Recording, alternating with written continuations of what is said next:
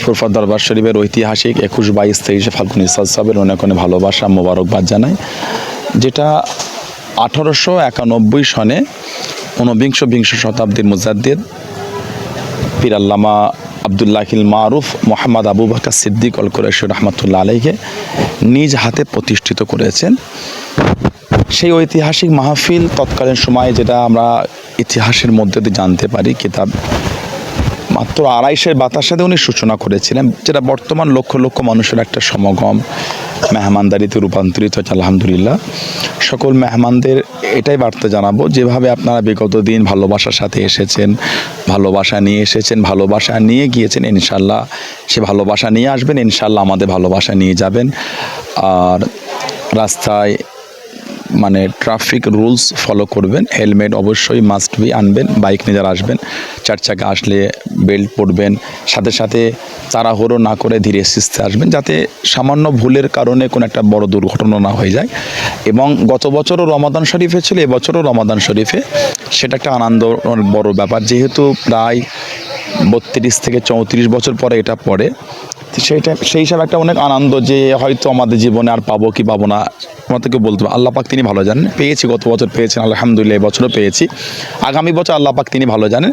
তো সেই হিসাবে সকলকে অনুরোধ করব যে জামাতের সাথে নামাজটা আদায় করবেন। ফুরফুরা দরবার শরীফে যে শিক্ষা আহলে সুন্নাহ ওয়াল জামাতের যে শিক্ষা, সেটাই ফুরফুরা শরীফ দীর্ঘ বছর ধরে বাংলা সহ ভারত উপমহাদেশে দিয়ে আসছে। তাই সকলকে সেদিকে লক্ষ্য রেখে ভালোবাসার সাথে এসে নামাজ জামাতে আদায় করা এবং ফুরফুরা শরীফ দরবারে এসে আহলে সুন্নাহ ওয়াল জামাতের কিছু তালিম শিক্ষা নিয়ে যাওয়া, এটাই বার্তা সকল মুরিদদের। এই যে মানুষের একটা পাওনা, গতবারে আমরা দেখেছিলাম ঠিক রমজান মাস একটা উপহার পেয়েছিল মানুষ, এবারেও ঠিক রমজান মাসে ইসালে সব, এই যে মানুষের একটা পাওনা রমজান মাস পেল ইসালে সব। দেখেন, এটা তো একটা অনেক নসিবের ব্যাপার, আল্লাহ পাক আমাদের নসিবে কবুল করেছিলেন বলে আমরা পেয়েছি। মানে অ্যাকচুয়ালি 21, 22, 23 ফাল্গুন ইসাল সব, 23 ফাল্গুন রাত গিয়ে 24 ফাল্গুন সকালে আখিরে মোনাজাত বাদ ফজর হয়। তবে এখন ইসাল সব 19 ফাল্গুন থেকে একটা লোকের সমাগম ভিড় দরবার শরীফে লক্ষ্য করা যায়। তা এখন আর সেই 3 দিন, এখন 5 দিন 6 দিন রূপান্তরিত হয়ে গিয়েছে। লোকের যেভাবে ঢল নামে, আজকেও 20 ফাল্গুন যেভাবে লোকের সমাগম হয়েছিল মাগরিবের সময়, এবং এখন তারাবির জন্য রেডি হচ্ছে আমরা, ঈশার নামাজের পরে ইনশাআল্লাহ তারাবি শুরু হবে, তারপরে লোকেদের মেহমানদারি। পাওনা বলতে এটাই যে রমাদান শরীফ এটা তো অনেক নিয়ামতের মাস, একটা গুনাহ মাফের মাস। হাদিস শরীফে এসেছে ইজা কানা রমাদান ফুতিহাত আবওয়াবুর রহমাত ওয়া গুল্লিকাত আবওয়াবুল জাহান্নাম ওয়া সুলসিলাতিশ শায়াতিন, যে রমাদান শরীফ আসলে আল্লাহ পাক রহমতের দরওয়াজাসমূহকে খুলে দেন, আর জাহান্নামের দরওয়াজাসমূহকে আল্লাহ বন্ধ করে দেন, আর শয়তানকে জিনজির দিয়ে আল্লাহ বেঁধে দেন। তো সেই বরকতের মাসে একটা ভালোবাসার জায়গায় যেই ফুরফুরা শরীফকে আল্লাহ পাক দিনের প্রচারের একটা কেন্দ্র আল্লাহ বানিয়ে দিয়েছেন ভারত উপমহাদেশে।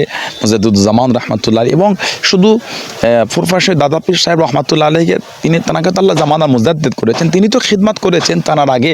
যে এই ফুরফুরা শরীফ এটা 800 বছরের একটা ইতিহাস বহন করছে, আর এই 800 বছর ধরে ভারত উপমহাদেশে আহলে সুন্নাহ ওয়াল জামাতের খিদমত এবং শরীয়তের খিদমত এই ফুরফুরা নামেই কিন্তু মানুষের কাছে আল্লাহ পাক পৌঁছে দিচ্ছেন। তাই সেই ঐতিহাসিক দরবার এবং একটা ঐতিহাসিক মুহূর্ত, ইসলাম একটা বাংলা বলে নয়, ভারত উপমহাদেশের এখন বিভিন্ন দেশে বিভক্ত হয়ে গেছে। তৎকালীন ভারত উপমহাদেশ একটা দেশের মধ্যে ছিল, একটা মানুষের আবেগ, ভালোবাসা, চাওয়া পাওয়া, একটা প্রেম জড়িয়ে আছে এই দরবারের সাথে, এবং তাসাউফের একটা প্রাণ কেন্দ্র। তাই সকলের কাছে এটাই বলবো, রহমতের মাসে এসে বেশি বেশি এই দরবারে মানে জামায়াতের সাথে নামাজ আদায় করে এবং জিকিরে মাহফিল বাদ ফজর এবং বাদ মাগরিব সেটাতে আপনারা বসেন এবং কিছু শিখে বাড়িতে যাওয়ার চেষ্টা করেন। এটাই আমি লোকেদের কাছে এই অনুরোধ জানাবো।